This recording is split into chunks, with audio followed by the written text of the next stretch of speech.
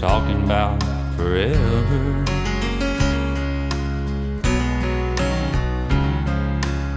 We both know damn well it's not easy together.